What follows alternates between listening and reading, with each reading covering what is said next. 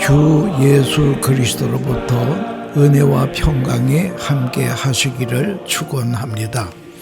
레위기 16장 5절로 10절의 말씀을 본문으로 아사셀 염소의 의미라고 하는 주제로 말씀드리려고 하는 것입니다. 10절에 보면 아사셀을 위하여 제비를 뽑은 염소는 산채로 여호와 앞에 두었다가 그것으로 속죄하고 아사셀을 위하여 광야로 보낼지니라 라고 하는 말씀이 있습니다. 레위기는 구약 시대에 하나님께 제사하는 방법이 쓰여져 있습니다. 제사의 종류도 여러 가지입니다. 번제, 속죄제, 속건제, 소제, 낙헌제, 서원제, 화목제 등이 있습니다. 하나님께 드리는 그 많은 제사 가운데 가장 순서가 엄격하고 장엄한 제사가 대속죄일에 드리는 대속죄 제사라고 하는 것입니다. 미국 사람들은 이날을 염키퍼이라고 말하고 있습니다. 온 나라 백성이 지은 모든 죄를 한꺼번에 다 사하여 주는 큰 제사의 날을 의미하는 것입니다. 이것은 1년에 한 차례 행하는 것이며 온 백성이 다 참석하는 행사입니다. 살다 보면 하나님과 이웃에게 죄스러운 일들을 자연히 많이 하게 됩니다. 죄가 죄인 줄 모르고 행하는 죄도 있고 죄인 줄 알면서도 어쩔 수 없이 지은 죄도 있고 내가 잘하는 일인 줄 알았는데 나중에 보니까 그것이 큰 죄가 된 죄도 있습니다. 죄를 짓고도 잊어버릴 때도 있습니다. 죄를 안 지으려고 애를 쓰지만 부득하게 죄 짓는 일도 있습니다. 죄인지 확실치 않으나 어쩐지 마음에 꺼림직한 것이 있을 수도 있습니다. 이러한 모든 부정한 것들을 한꺼번에 다 정리해 버리는 날을 하나님이 정하시고 그날을 대속죄일이라고 하는 것입니다.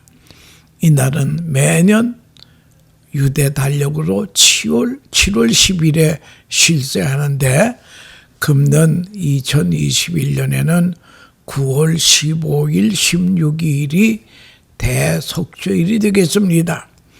그 순서가 얼마나 복잡하고 장엄한지 잠시 설명하면 우선 이 제사를 집례해야 할 대제사장과 그 대제사장을 옆에서 도와줄 예배위원들을 일주일 전에 집을 나와야 됩니다. 제사 지낼 장소에 가서 일주일 동안 있습니다. 제사장 자신들이 지은 죄를 먼저 속량하기 위해서 일주일 내내 자신들을 위한 번제를 드림으로 먼저 제사장과 대제사장의 죄를 하나님 앞에 번제로 드려서 죄 용서함을 받습니다. 그리고 몸을 깨끗이 하고 거룩하게 보이는 세마포 옷을 입습니다. 대속죄일이 아침이 되면 목욕을 하고 가장 좋은 옷으로 갈아입고 번제를 드립니다. 그 다음에 그 옷을 벗고 세마포 흰 옷을 갈아입고 속죄일 행사를 시작합니다. 더구나 날마다 제사 지내는 양 잡는 일은 제사장들이 친히 하는 일이기 때문에 일주일 동안 계속하는 것이 그렇게 쉽지 않습니다. 이 속죄일에는 먼저 제사장들을 위한 제사를 지내는데 대제사장은 향불과 수송아지 피를 들고 지성소에 들어갑니다. 향불은 봇개 양면에 놓아 연기가 항상 피어오르도록 하고 피는 법궤에 7번 뿌려서 속죄의 뜻을 향합니다. 제사장들이 지은 죄를 먼저 용서받고 나와 그 다음에 백성들의 죄를 위한 제사를 지내는데, 이 제사를 위해서는 성경에 보니까 2마리의 염소를 준비하라고 했습니다. 2마리의 염소를 넣고 제사장은 제비를 뽑습니다. 무슨 제비냐 하면 이 2마리가 다 제물로 죽기는 죽는데 성전 안에서 죽일 염소와 광야로 보내서 죽일 염소를 구분하게 되는 것입니다. 항아리 안에다가 제비를 만들어서 놓고 제사장이 양손으로 넣어서 제비를 뽑습니다. 그 제비 뽑은 2마리의 염소의 머리에 제비를 얹어 놓습니다. 그때에 제사장은 노래를 부릅니다. 오늘의 선택은 여호와께로서 나온 것이다 하고 노래를 부르면 모여있는 회중들은 화답합니다. 그의 나라와 영광의 이름이 영원할지어다, 이렇게 회중이 화답을 합니다. 그리고 그 중에 한 염소의 목에는 빨간 리본을 달아 표시합니다. 이것이 아사셀 염소요 아사셀 양이라고 하는 것입니다. 아사셀이라고 하는 말은 우리나라 말로 번역하면 추방당했다, 광야로 보내지다 라고 하는 그런 뜻이 있습니다. 광야로 내보낼 양을 선택하는 것입니다. 대제사장은 이렇게 선택해 놓고 어린 염소나 양의 머리에 안수기도를 합니다. 이것이 무슨 뜻입니까? 여기에 모여있는 모든 백성들의 죄를 거두어 염소의 머리에 뒤집어 씌워버리는 것입니다. 죄의 전가를 의미하는 것입니다. 그러면 그 염소는 백성의 죄를 다 뒤집어 썼습니다. 이젠 그 염소는 안수 후에는 죄가 많아지고 더러워졌습니다. 그러면 사람들은 안수기도가 끝나자마자 더러워진 염소나 양에게 침을 뱉고 더럽다고 욕하고 발길지도 하고 차기도 합니다. 그런 의식을 행합니다. 더러워졌다고 일부러 그렇게 하는 것입니다. 그리고 나서 강제로 광야로 끌고 나가 방목을 합니다. 왜 방목을 하는 것입니까? 큰 짐승들에게 잡혀 빨리 먹히라는 것입니다. 그러면 사람들이 욕하고 발길로 차고 침 뱉고 하면서 이 양은 영문도 없이 고통을 당했잖아요. 그러다가 놔주니까 빨간 리본을 달고 쏜살같이 도망가는 것입니다. 그러면 사람들은 무슨 마음을 갖느냐? 우리의 죄는 저렇게 멀리 옮겨졌다. 이런 양심의 안식을 갖는 의식입니다. 또 그것이 악한 짐승에게 금방 잡혀먹지 않아요. 이 아사셀 양을 멀리 내보내는 것은 동이 소에서 먼 것 같이 우리 죄악을 멀리 옮기셨도다 라고 하는 그 말과 예언과 똑같은 것입니다. 그러면 그 양은 광야로 나가서 사나운 짐승에게 다 먹히고 맙니다. 하얀 양털 위에 새빨간 피가 묻어 있지 않겠어요? 여기저기 그런 흔적들이 있습니다. 그러면 사람들이 지나가다 보고 아사셀 양이 우리 죄를 대신하여 저렇게 죽었구나. 우리는 모든 죄가 사해졌습니다. 이런 즐거움을 갖는 하나의 예식입니다. 그리고 맨 나중에 행사는 행사를 하기 위해서 주변에 뭐가 많이 널려져 있지 않겠어요? 쓰레기도 많이 생기고 염소와 양들이 와서 생긴 분비물, 다 죽은 가죽, 내장 이런 것들을 아주 지저분한 것들을 긁어 모읍니다. 그리고 장작동 위에 올려놓고 불을 질러 소각해 버립니다. 우리들의 더럽고 추악한 모든 죄는 다 소멸되고 없어졌다는 뜻입니다. 그리고 제사장은 지성소에 들어가 향로를 꺼내가지고 나와 백성들에게 보이면서 선언합니다. 여러분, 이제 우리를 위해서 우리의 양이 다 피 흘려 죽었습니다. 그러므로 우리 백성들의 모든 죄는 다 사하여졌습니다. 여러분은 속죄의 기쁨을 가지고 모두 집으로 돌아가십시오. 이렇게 마지막 선언을 합니다. 그러면 백성들은 그때를 기다리고 있다가 우리나라 말로는 할렐루야를 외치면서 기뻐하고 그날 저녁에는 속죄의 기쁨 때문에 친구들끼리 모여서 밤새도록 파티를 하며 춤을 추고 노래를 부른다고 하는 것입니다. 이스라엘이요, 그대들은 얼마나 복 있는 자들인가. 그대들은 하나님 앞에서 깨끗해졌습니다. 누가 그들을 깨끗게 하였는가? 하늘에 계신 여호와 하나님이시로다 라고 하는 노래를 부르면서 즐겁게 지내는 대속죄일이라고 하는 것입니다. 그러면 유대인들의 이 대속죄일 행사는 오늘 우리와 무슨 관계가 있느냐 하는 것입니다. 이것이 중요한 것입니다.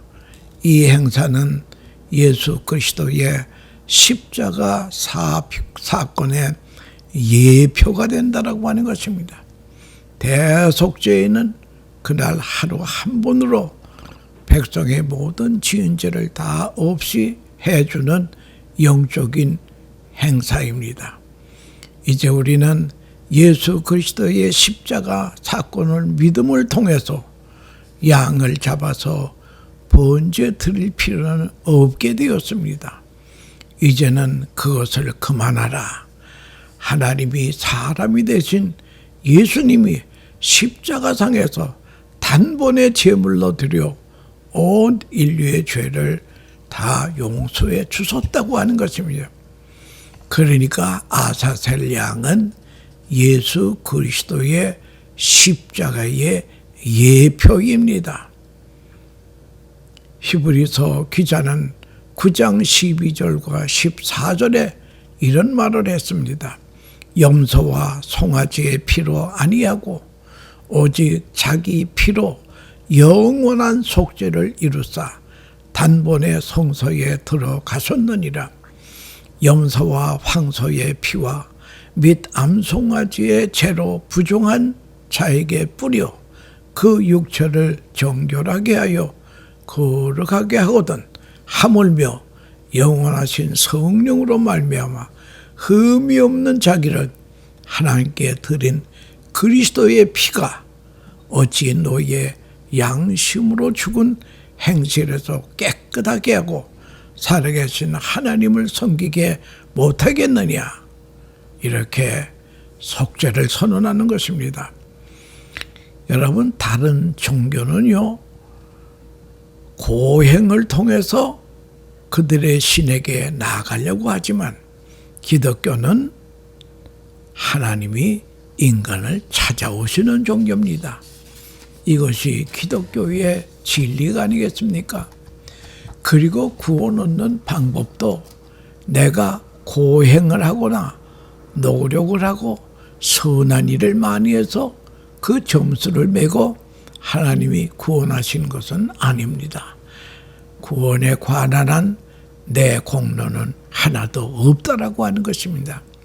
예수 그리스도가 나를 위해서 십자가에 돌아가신 그 속죄의 사실을 믿음으로 고백만 하면 구원은 저절로 주어진다고 하는 것이 기독교 교리의 핵심이라고 하는 것입니다.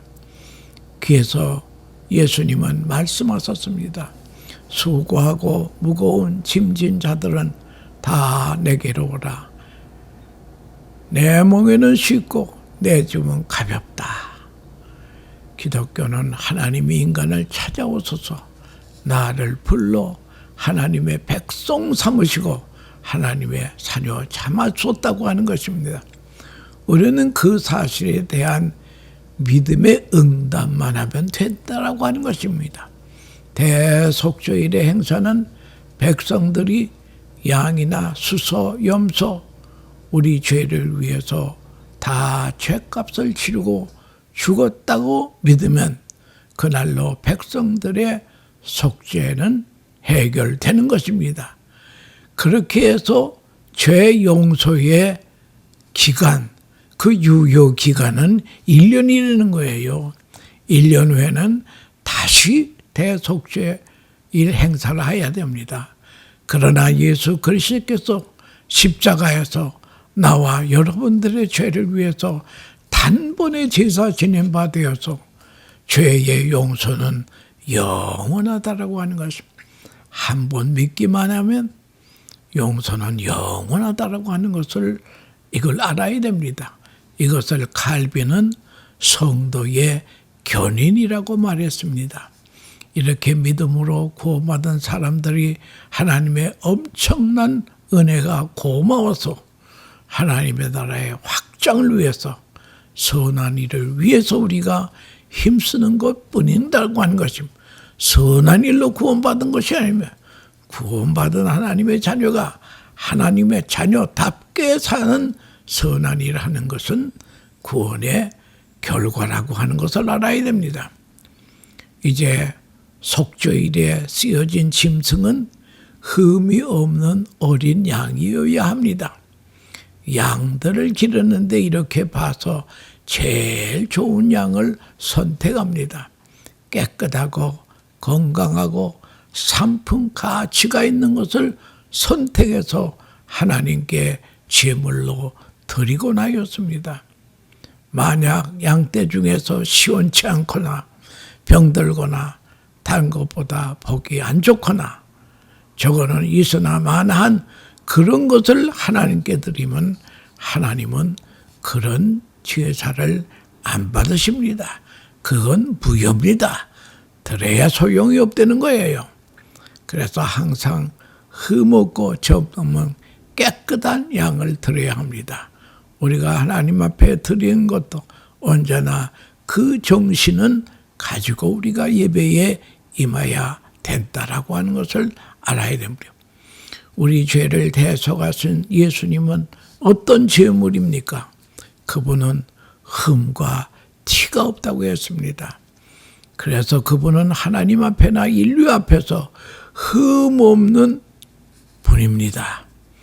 구원의 대속죄 양으로 하나님이 만세전에 예비하신 분입니다. 그래서 예수님은 인류의 죄를 담당하시는 제물로는 최고의 가치가 있는 분이라 하는 것을 우리가 알아야 될 것입니다.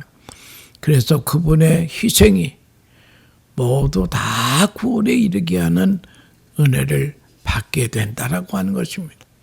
모든 복쟁의 죄를 아세셀 염소가 지듯이 예수님께서 믿는 자의 죄를 몽땅 짊어지시고 십자가에서 우리의 죄값을 피 흘려 지불해 주신 것입니다. 여러분, 예수 그리스도를 보세요. 세례 요한이 예수님을 소개할 때에 보라, 세상 죄를 지고 가는 하나님의 어린 양이로다. 예수님은 세상 죄를 짊어지고 죽으신 하나님의 어린 양이라고 했습니다. 예수님이 십자가에 달려 돌아가시려고 우리 인간의 죄 때문에 인간의 죄를 뒤집어 쓰고 그렇게 가신다면 인간들이 미안해해야 될 거 아니겠어요? 우리 죄 때문에 저분이 저렇게 돌아가시다니 미안한 마음 가진 게 당연한 것입니다. 그런데 십자가를 지고 가시는 예수님을 향해 아사셀 양과 같은 예수님에게 침 뱉고 발길질하는 것과 똑같이 예수님이 십자가 지실 때에 아사셀 양이 모욕을 당한 그대로 모욕을 당하게 되었다고 하는 것입니다. 그래서 이 속죄일의 어린 양과 예수 그리스도의 십자가의 사건은 똑같단 말입니다. 십자가 사건의 예표로 주어진 것이 대속죄일의 행사라고 하는 것을 우리가 알아야 될 것입니다. 사람들은 자기들을 위하여 자기의 죄를 어린 양에게 뒤집어 씌워놓고 이렇게 마구 핍박하는 것과 같이 예수님이 을 핍박했습니다. 그리고 이 어린 양 염소의 목에는 도저히 자기가 자신이 풀어버릴 수 없는 죄의 표시로 빨간 리본을 메어줍니다. 그러면 염소나 양이 그것을 풀 수가 없잖아요. 그래서 메어놓은 것 때문에 누구든지 봐도 저것은 아사셀 양이로구나 하는 것을 금방 알아볼 수 있도록 되었습니다. 누구도 건드리지 않고 다만 맹수에게 잡혀 먹일 수 있도록 해버리게 된다는 거예요. 예수님 십자가 지실 때도 로마 군병들이 조롱을 합니다. 홍포를 입히고 조롱합니다. 얼굴에 침을 뱉습니다. 네가 하나님의 아들이든 십자가에서 뛰어내리라.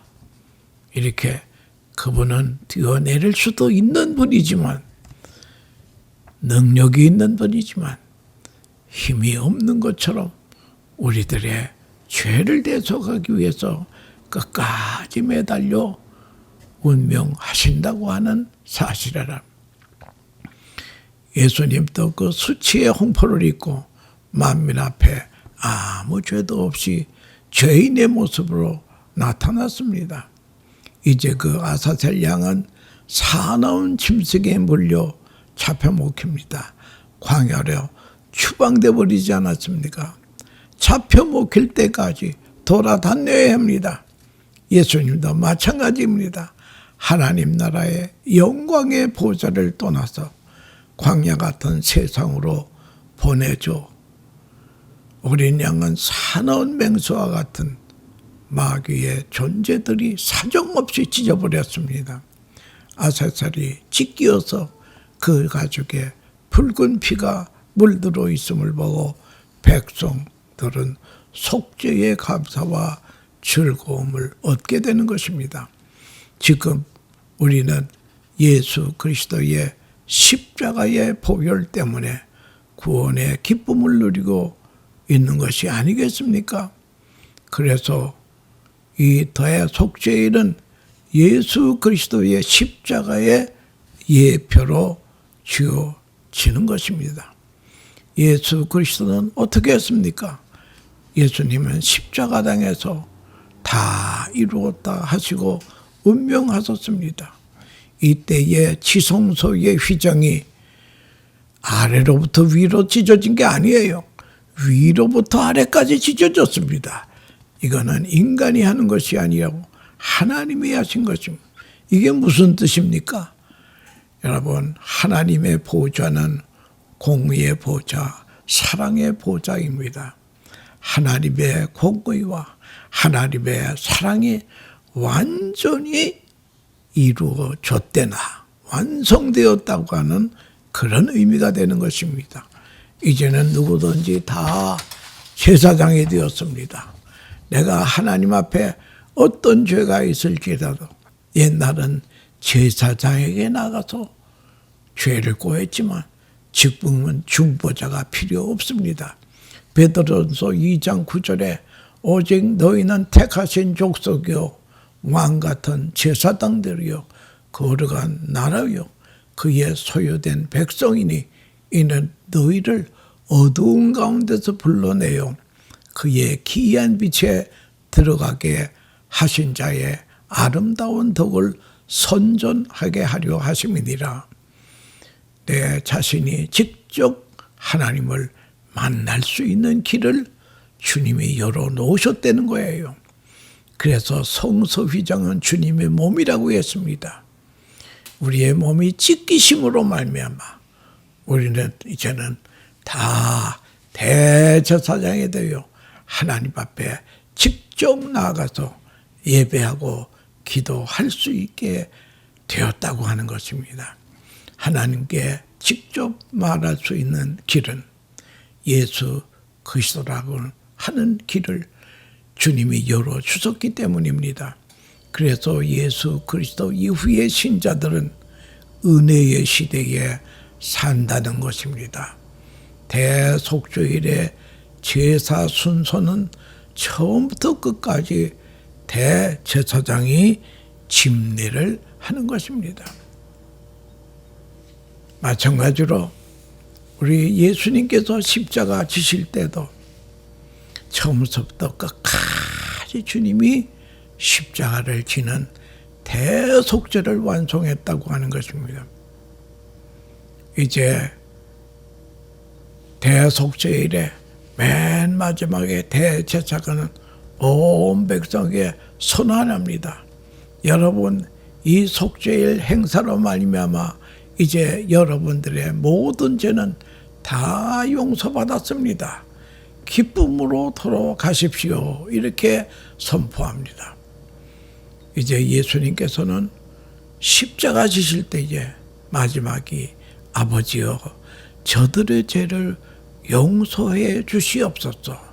그리고 다 이루었다 하고 주님이 운명하셨다고 하는 것입니다. 여러분, 아세셀 양과 같이 대속죄일에 제물이 되신 예수 그리스도, 그 희생의 사랑과 능력으로 주어진 구원이라고 하는 것을, 그걸 우리가 알아야 될 것입니다. 이젠 구원받고 죄가 용서함 받았다면 우리에게는 속죄의 기쁨이 있어야 됩니다.